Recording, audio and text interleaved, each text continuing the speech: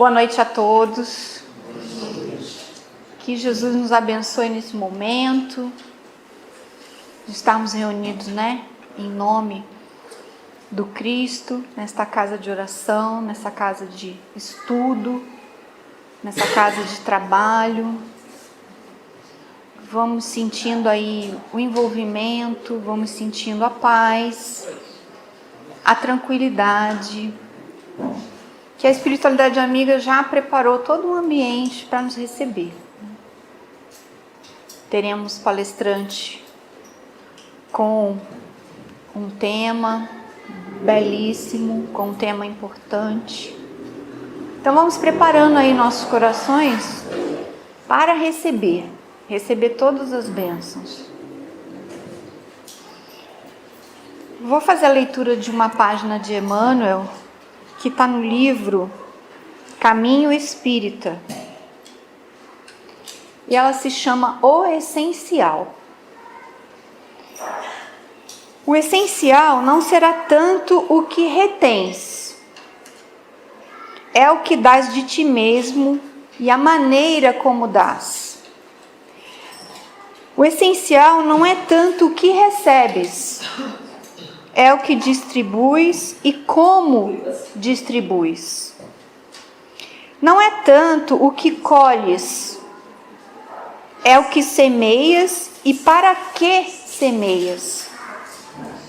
Não é tanto o que esperas, é o que realizas. Não é tanto o que rogas, é o que aceitas. Não é tanto o que reclamas, é o que suportas e como suportas. Não é tanto o que falas, é o que sentes e como sentes. Não é tanto o que perguntas, é o que aprendes e para que aprendes. Não é tanto o que aconselhas, é o que exemplificas. Não é tanto o que ensinas, é o que fazes e como fazes. Em suma, na vida do Espírito, a única vida verdadeira, o essencial não é o que parece. O essencial será sempre aquilo que é. Então, com essas palavras, nos inspiramos para falar com Deus, na nossa prece inicial, agradecidos, Senhor, por este momento de paz. Nós queremos te rogar tua proteção, o teu amparo, a tua luz para os nossos corações nesse momento. Que tenhamos uma noite proveitosa, de reflexão profunda, em torno do que é essencial para nós, espíritos, neste momento encarnados, mas espíritos que têm a eternidade pela frente e que precisamos, Senhor, entender essa jornada. Quem somos, por que estamos aqui, de onde viemos, para onde vamos e como lidar com os desafios dessa existência. E temos certeza, Senhor, de que quando buscamos o essencial, respondendo a essas questões, nós encontramos orientação, consolo, um direcionamento, Senhor. E é por isso que aqui estamos. Queremos entender mais, queremos receber essa luz do esclarecimento que é a doutrina espírita. Seja conosco então, Senhor, nesse instante e sempre. Que assim seja.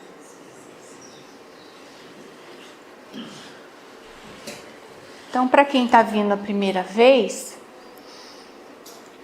primeiro, né, sejam muito bem-vindos. E a gente segue aqui na casa, às terças-feiras, na reunião pública, o estudo do Evangelho segundo o Espiritismo. A gente segue na sequência. Então, cada terça a gente tem um tema. E hoje a gente está lá no capítulo 8 já, no item 20. Bem-aventurados os que têm olhos fechados. Eu, particularmente, não conheço essa bem-aventurança. Não sei se ela é uma bem-aventurança ou se é só o título de uma lição, mas o Edson vai, com toda a propriedade, nos explicar. Então, o Edson é um grande estudioso, né? Espírita há muito tempo, eu acho, né, Edson?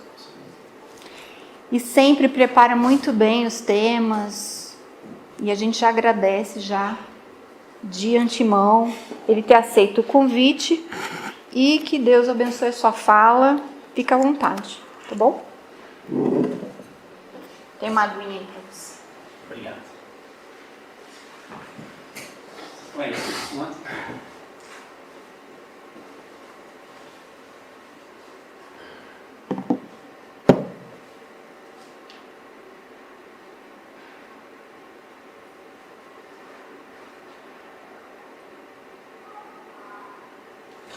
Oi? Não.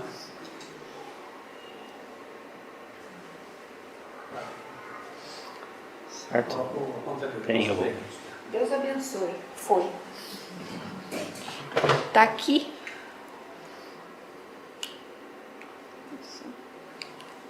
Obrigada.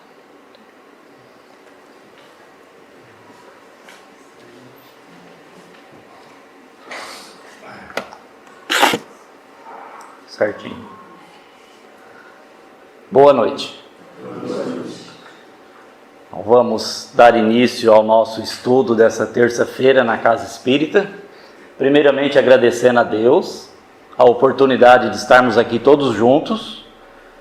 Agradecemos a casa que nos acolhe, que está aberta, que nos recepciona e que nos dá essa oportunidade de podermos estudar um pouquinho mais as lições que o Evangelho de Jesus e que a doutrina espírita nos proporciona. O tema da noite, bem-aventurados os que têm os olhos fechados, está no capítulo 8 do Evangelho segundo o Espiritismo.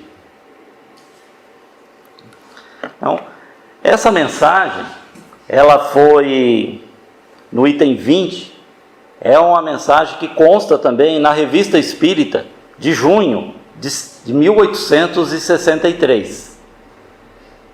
Em uma reunião de estudos que o Allan Kardec fazia, as reuniões de estudos e as comunicações, tiveram essa comunicação. E o Kardec aproveitou, selecionou para incluir no Evangelho segundo o Espiritismo, que foi publicado no ano seguinte, em 1864.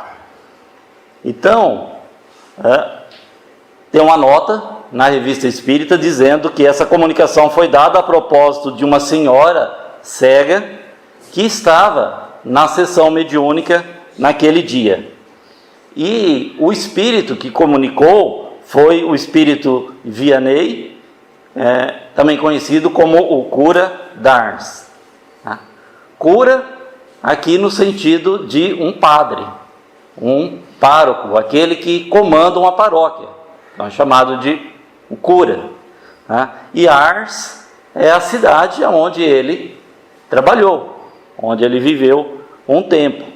Então ele comparece nessa codificação e o título da mensagem é Bem-aventurados os que têm os olhos fechados, em razão daquela senhora que estava na reunião, que era cega e que fizeram uma evocação desse espírito pedindo a cura. Então, nessa mensagem, a gente percebe que ele demonstra toda a humildade quando ele estava encarnado. Um conceito que ele tem das dores que nós sofremos na nossa vida. E um profundo amor por Deus, pelo Senhor da vida, que ele demonstrou. Então, para o início da nossa reflexão, vamos ver mas quem era quem foi, né? Essa personagem. Então, o João Maria Batista Vianney, designado vigário-geral nessa cidade francesa, no interior da França, também chamada de Ars, e por isso que ele é chamado de o cura d'Ars. Cura quer dizer o padre, o que toma conta da paróquia, o pároco da cidade de Ars. Ele nasceu em 1786 e, segundo a biografia dele, ele era filho de camponeses na França e a família tinha 7 irmãos, ele era o quarto, e sempre demonstrou pendores religiosos. Ele sempre gostou da vida religiosa. Mas na região em que ele morava, no campo, imagine, numa época em que a gente estava saindo da Idade Média e entrando, né, próximo, um pouquinho após a Revolução Francesa, um pouquinho, né, na época napoleônica. Napoleão era nas guerras napoleônicas, então era um período conturbado. Ele morava no campo, não tinha condições de estudar, ele só estudou pouco tempo depois de adolescente. Ele não dominava o francês, porque na região dele falava outro dialeto. E na escola ele conheceu o padre que dava aula para ele, ficou amigo do padre, e o padre o convidou para fazer o seminário, para ir estudar. Ele teve problemas, porque jovem, adolescente, Napoleão recrutando todos os jovens para a guerra, ele não foi para o convento, foi estudar, então teve também problemas com a legislação da época.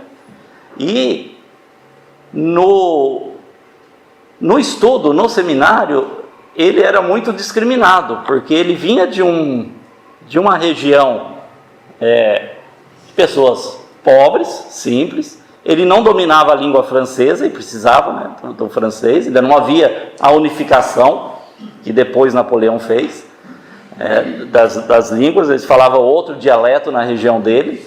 E os outros professores e os outros companheiros achavam que ele não tinha condições.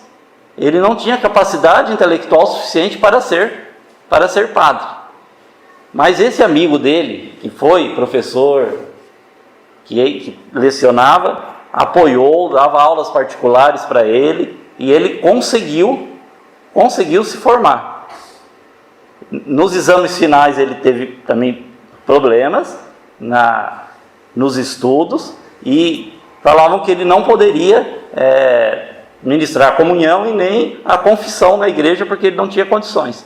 Mas ele persistiu nos estudos e conseguiu se formar, conseguiu ser ordenado padre e foi morar. Ele foi encaminhado para essa pequena cidade, uma vila, um vilarejo, né, no interior da França, próximo a Lyon, e nessa cidade chamada de Ars.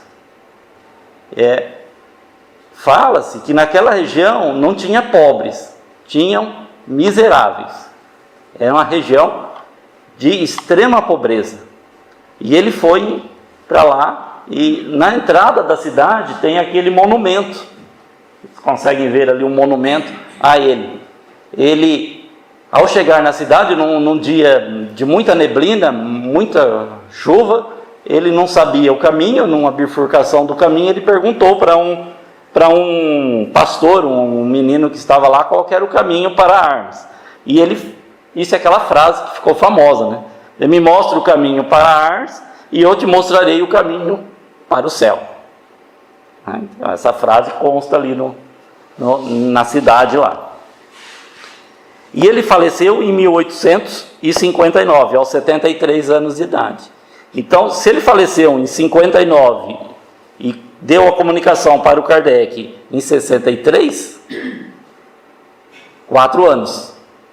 depois de desencarnado. Então ele teve uma vida ali difícil naquela cidade. Ele fazia tudo na igreja dele, ele fazia a limpeza, ele fazia a própria comida, as roupas, atendia as pessoas, conseguiu recolher com as pessoas da região que tinham um pouco mais de condições, alimentos para poder distribuir para os famintos da região. Depois, com o dinheiro da herança, que ele recebia uma parte mensal da propriedade do pai, esse dinheiro ele revertia todo também para comprar alimentos para os pobres, para os famintos da região.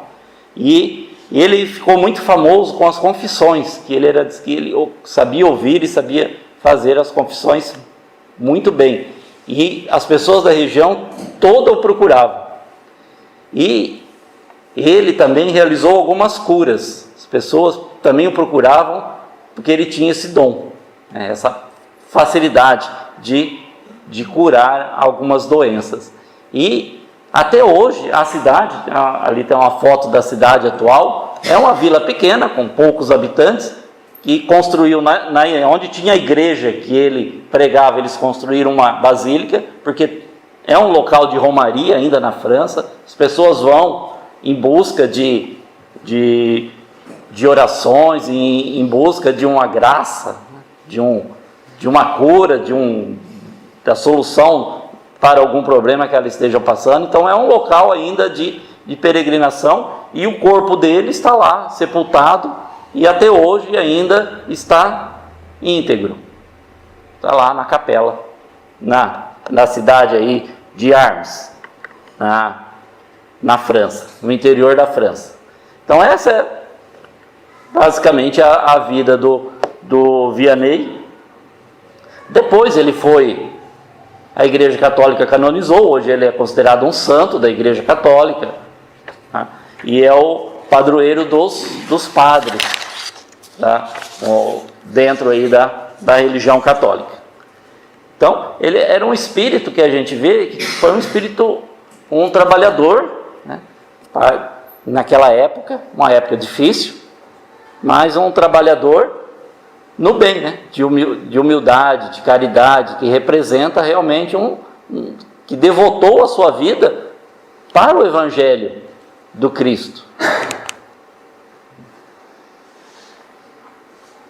Então, não obstante ele ser padre, ele tinha consciência nessa comunicação que está no Evangelho. Ele deixa claro que ele tem consciência de que ele está desencarnado, que ele já desencarnou e que ele foi evocado ali para que realmente desse uma comunicação. E como ele tinha essa fama, de curar as pessoas, chamaram ele para ver se ele conseguia atender aquela senhora cega que estava lá. E ele, com humildade, ele representando a humildade que ele sempre demonstrou na vida, ele disse que não tinha condições de curar, porque todas as curas que foram realizadas, mesmo quando ele estava aqui, no plano terrestre, tudo isso foi graças a Deus. Foi o Criador que fez. Foi Deus, ele não foi ele. Então, eu não vou ler aqui a íntegra do texto, porque nós vamos fazer um breve resumo, que acho que é mais prático para nós. Não vou cansar vocês lendo um texto aqui. Então,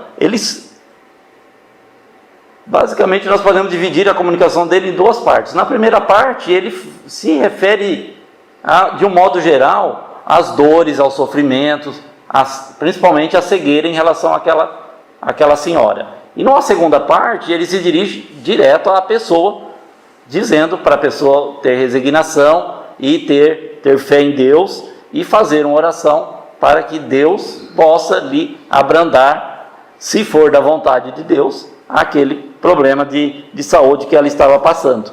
Então, ele reforça a necessidade que nós temos de sofrer, de bem sofrer, de saber nos resignar com os sofrimentos. Tomando como exemplo aí a cegueira daquela senhora, ele vai nos trazer essa lição, que os nossos sofrimentos são consequências dos nossos erros, do que nós praticamos nessa vida ou em outras vidas, para que assim a gente possa atingir uma pureza, que é o final, que é o fim da nossa criação, né? Que nós estamos vivendo aqui justamente para isso. Então, o chamado aí para curar, né, logo no início ele fala que, com relação ao sofrimento, ele demonstra uma piedade com relação àquela senhora, mas que ele não tem condições, que somente Deus é que pode abrandar as curas. E conclama os aflitos. Nós, né, em algum momento em nossa vida nós passamos por alguma aflição, né, muito provavelmente é por isso que nós buscamos, em um primeiro momento buscamos a doutrina espírita, buscamos um estudo, buscamos algo, que é justamente porque nós estamos passando por um momento de aflição em nossa vida, e depois nós continuamos, estamos aqui porque nós continuamos, e graças a Deus temos a doutrina espírita por consolo, por consolador. Então ele nos fala que nós devemos, né, nos voltar para Deus. E ele deixa um exemplo de uma pequena oração para que nós possamos fazer. Aqui: meu Pai, curai-me, mas fazei que a minha alma doente seja curada antes das enfermidades do corpo, que a minha carne seja castigada, se necessário, para que minha alma se eleve para vós, com a brancura que possuía quando a criastes. Esse é um exemplo que ele deu de prece para que a gente peça a Deus o alívio das nossas dores e das nossas aflições. E ele nos diz que aqueles que são privados da vista deveriam se considerar como bem-aventurados da expiação. Por isso que o título, né? Bem-aventurados os cegos. Lembrai-vos de que Cristo disse que era necessário arrancar o olho se fosse mau, e que mais valia atirá-lo ao fogo do que ser a causa da vossa perdição. Nós encontramos essa passagem lá no Evangelho de Mateus, no capítulo 5, quando Jesus fala que se o seu olho for causa de perdição, arrancai-o e atirai-o ao fogo. Evidente que é uma linguagem simbólica. Não vamos nós pegar os textos sagrados, a Bíblia e o Evangelho e o Novo Testamento no Evangelho e interpretar literalmente. Isso seria um erro muito grande. Todo texto sagrado é um texto simbólico.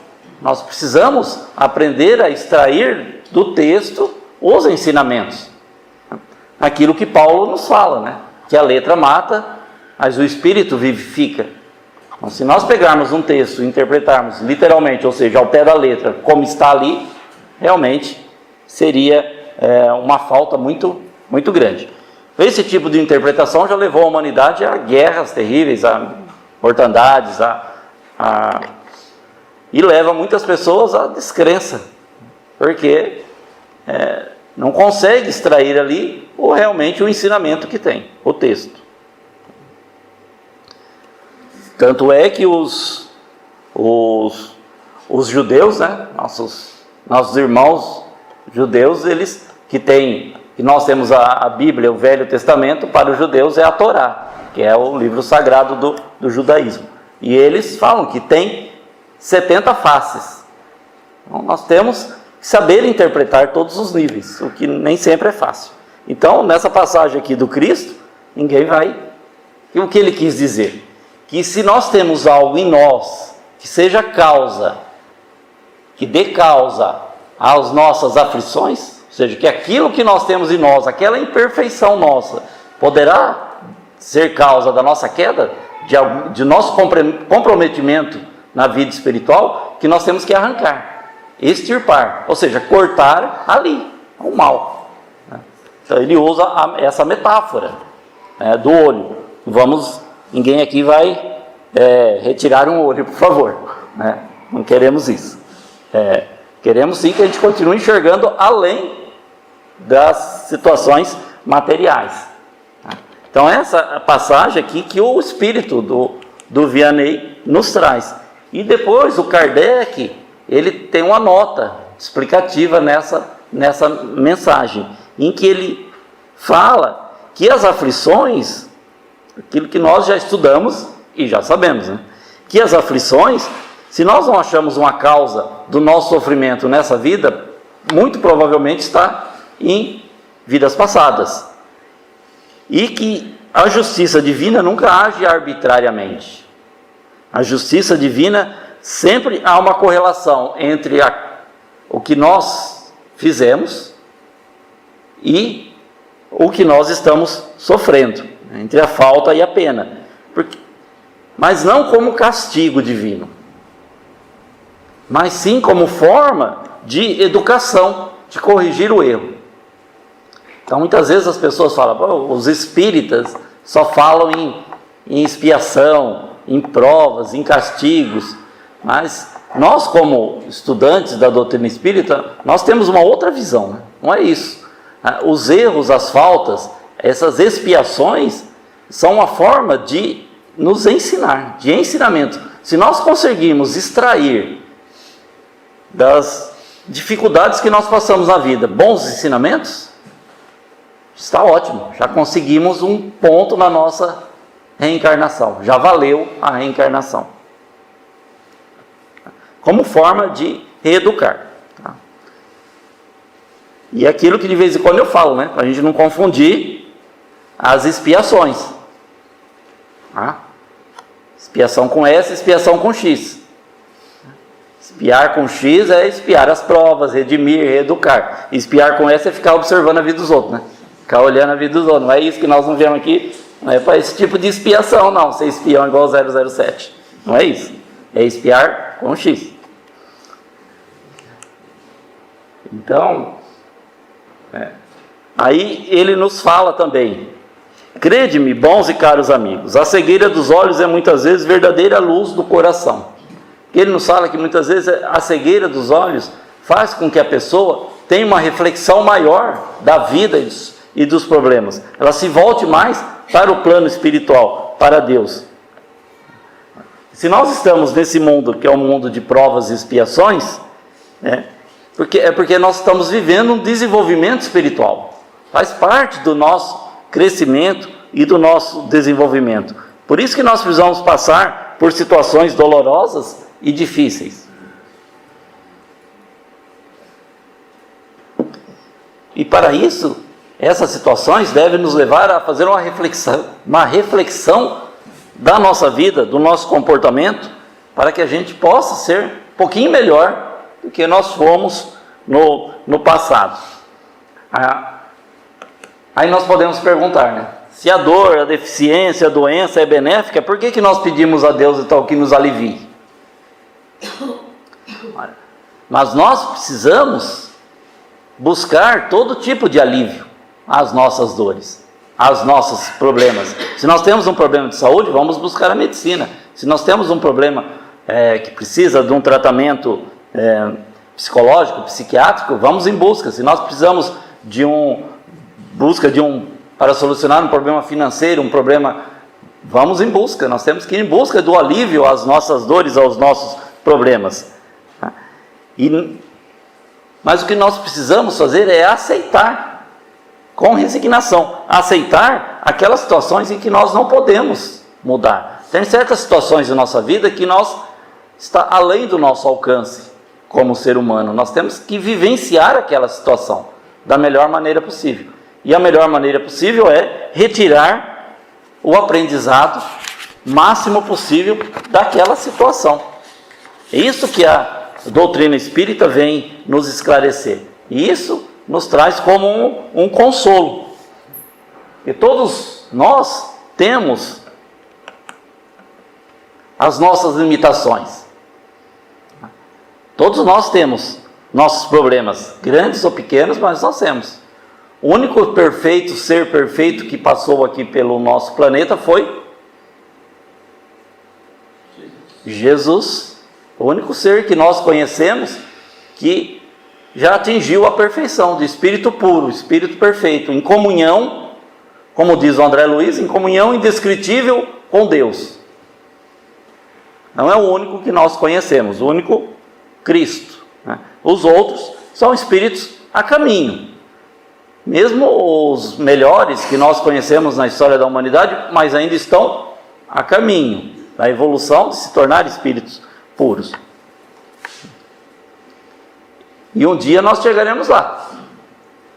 Um dia também seremos anjos. E Jesus nos disse, né, que nós faremos tudo o que Ele fez e muito mais. Ora, para que a gente possa fazer tudo o que Ele fez, nós temos que estar no mesmo patamar. Então estamos a caminho. E isso, as nossas dores, as nossas aflições, nossas limitações, os nossos problemas, devemos encarar como uma forma de nos auxiliar nesse caminho, nessa trajetória.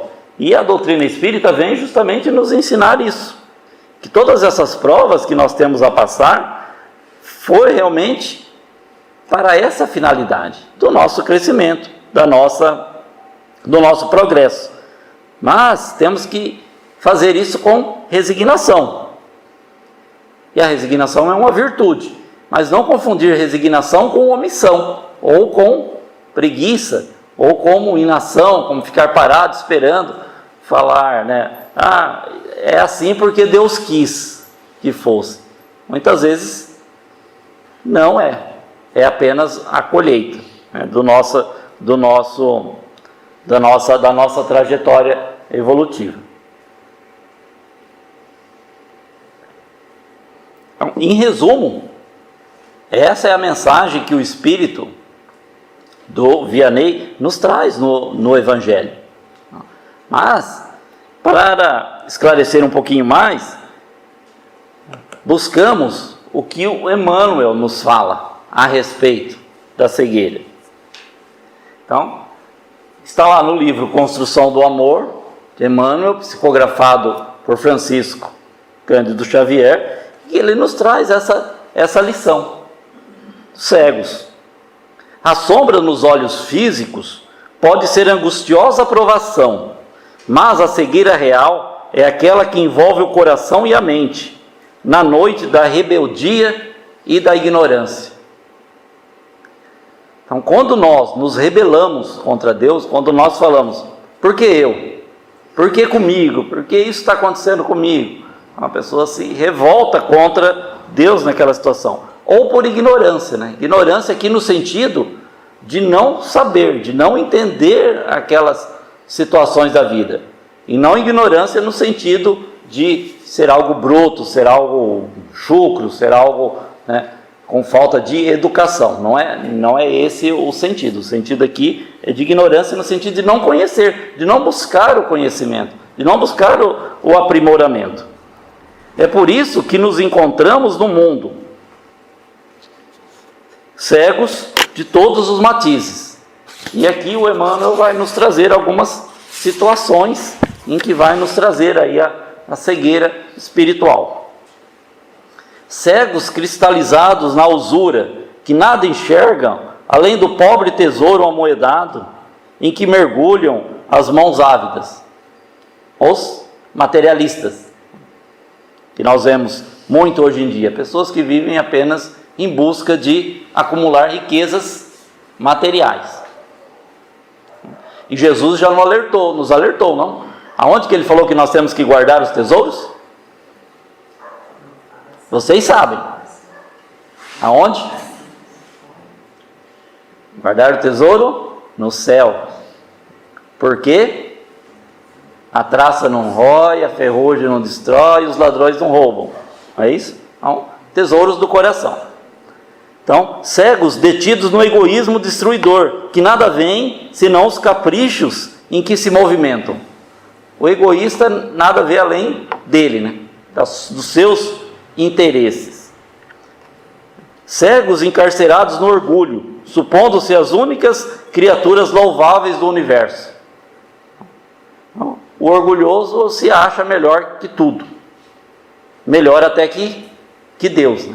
Ele quer dizer que Deus não existe, que toda a natureza é obra do acaso, e que a alma e o espírito não existem, são apenas material.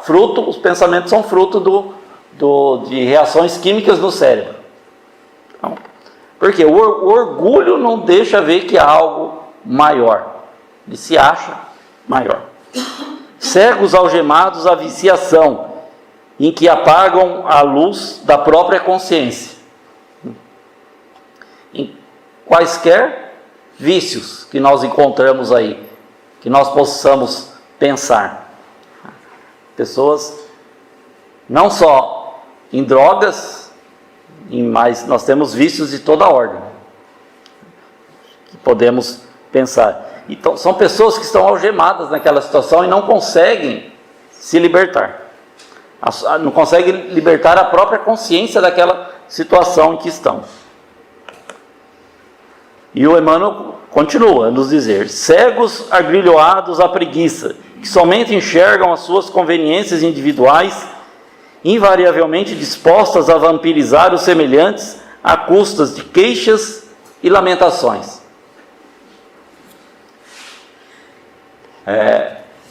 Pessoas, seres humanos que ficam nessa situação, passam a vida toda a se lamentar e a queixar e não produz nada, mas vive do produto alheio, do trabalho alheio, de situações alheias. É isso que ele fala. Está vampirizando os seus semelhantes. Cegos atados à tristeza nociva, que menosprezam a graça do sol e as riquezas da vida, sustentando-se na imobilidade espiritual da revolta e do desespero, olvidando que a vida é trabalho e renovação. Então, às vezes as pessoas esquecem que a vida é renovação.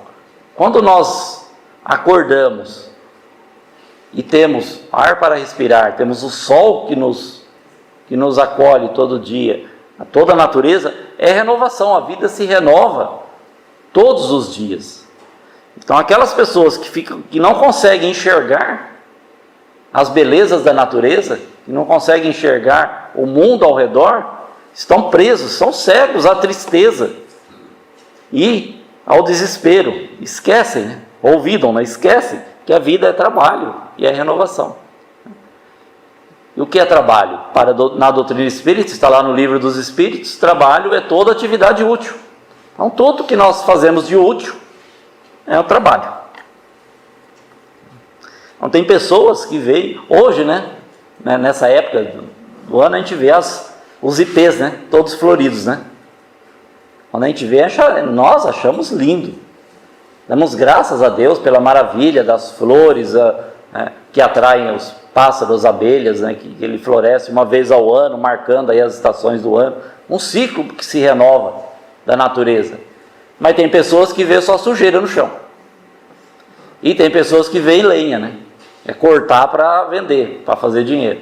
Então, é o que o Emmanuel nos fala, São cegos, Não conseguem ver além dos seus próprios interesses. Cegos confiados ao abismo da descrença, que nada observam senão os espinhos do sarcasmo e a negação, que lhes vicejam o íntimo. As pessoas que descrente de tudo. A pessoa não crê em nada. Às vezes não crê nem em si próprio, na sua própria capacidade de realizar um trabalho, de realizar algo de bom na vida. Então, ficam aí presos, aprisionados nessa situação. Para todos esses cegos que cruzam diariamente nossos passos, elevemos ao alto as nossas preces de auxílio. Então, por eles, se nós podemos ajudar de alguma maneira, façamos uma prece, já estamos ajudando. Rogando ao Senhor que nos mantenha acordados para as próprias responsabilidades, com a suficiente visão para o desempenho dos nossos deveres, ainda que esse despertamento nos visite a cada hora pela bênção edificante da dificuldade e da dor.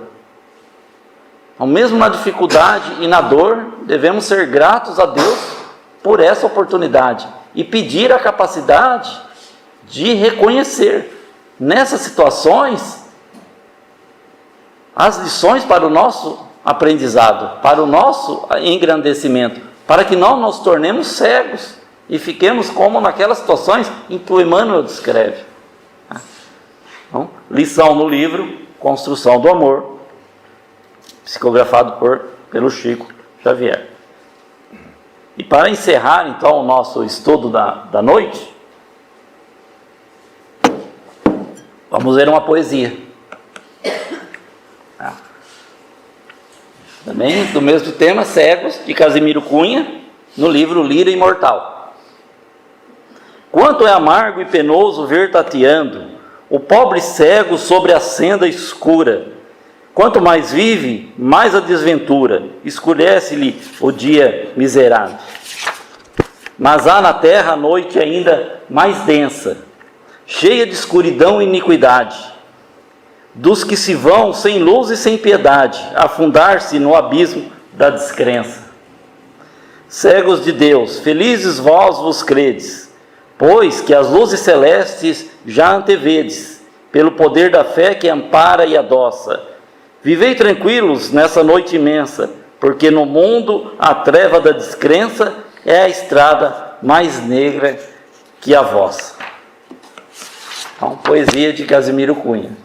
Então, não vamos nos lembrar sempre que por mais difícil que seja a situação, por mais complicada que seja o problema, por mais aflitiva que seja as dores na nossa vida, Jesus está nos amparando.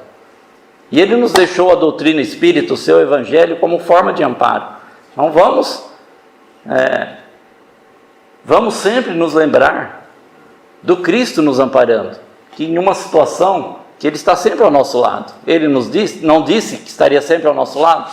Onde 2 ou mais pessoas estivessem em seu nome, Ele ali estaria. Então Ele está sempre ao nosso lado. E nós nunca estamos sós. Sempre estamos... O nosso anjo da guarda está ao nosso lado. Então nós nunca estamos sós. Então vamos, nos momentos de aflição, nos momentos de dificuldade, nos lembrar de Jesus, que Ele está nos amparando. Obrigado pela atenção de todos.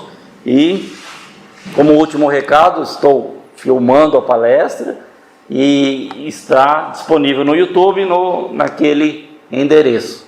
E tem outras palestras também para que nós possamos aprender e estudar um pouquinho mais. Obrigado pela atenção e pela oportunidade. Obrigado.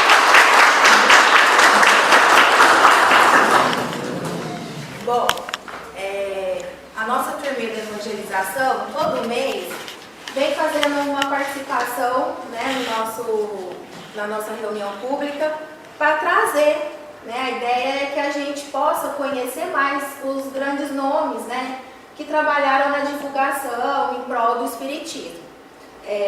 Esse mês, por causa da data de nascimento coincidir, a gente vai falar um pouquinho de Bezerra de Menezes. Então, as crianças vão distribuir para vocês uma oração, né, psicografada por Bezerra. Para quem não conhece ainda, Bezerra nasceu no Ceará.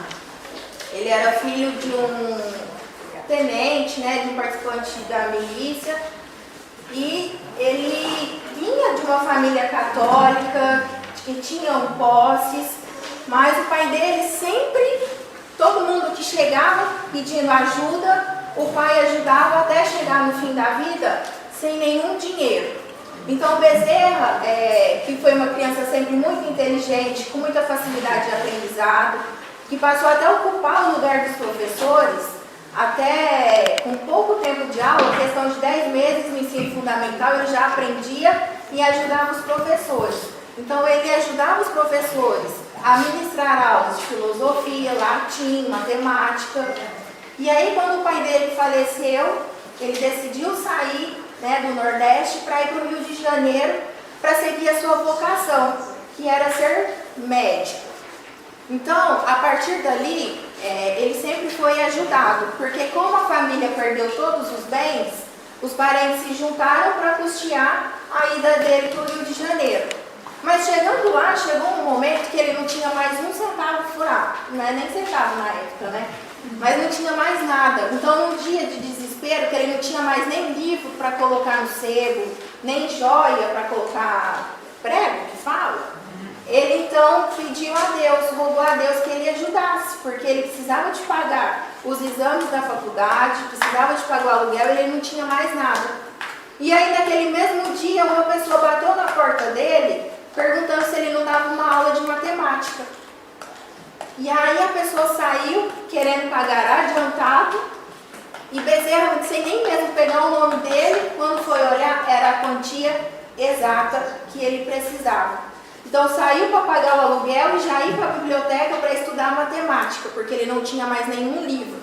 E aí ele depois disso comentava que foi a primeira vez que uma lição de matemática fez muito sentido na vida dele, que nunca estudar matemática ensinou tanto. Bom, então ele formou, também virou cirurgião tenente, né, do exército. Ele se casou com a primeira esposa, teve 2 filhos, mas logo em seguida, questão de 2 anos, ela veio a falecer.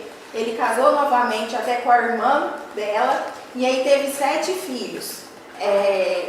Ele escreveu artigos nos anais de medicina, era bem atuante, foi vereador do Rio de Janeiro, depois ele foi deputado, então ele foi um político por 30 anos, se não me falha a memória. Até que ele conheceu o Livro dos Espíritos, pertinho de quando foi a publicação que chegou ao Brasil. E dali em diante ele foi um grande trabalhador do Espiritismo. Médico, ele ajudava todos que chegavam à sua porta. Se as pessoas não tinham dinheiro para pagar remédio, ele ia tirando dos bens dele. Até que no fim da vida ele não tinha mais dinheiro nenhum. E como ele era um trabalhador assíduo, né, do Espiritismo, trabalhou na FEB, enfim, era porta-voz do Espiritismo. Eles se juntaram até para custear a família dele. Então ele é conhecido por ter feito até um milagre, a gente que é espírita sabe que não existe milagres, né? Mas é dada a ele a responsabilidade até da cura de outros expoentes do Espiritismo, João Gonçalves. E aí Espiritismo, Bezerra é conhecido até hoje, né? Quando a gente está precisando, só um pouquinho, daquela ajudinha, a gente chama ele com papo, e ele é um espírito que até hoje a gente tem mesmo como um grande exemplo no trabalho da caridade, em prol do bem e do próximo. É isso. Obrigada pela paciência e espero que vocês possam procurar também saber mais da história dele, dos livros, que é fenomenal. Boa noite.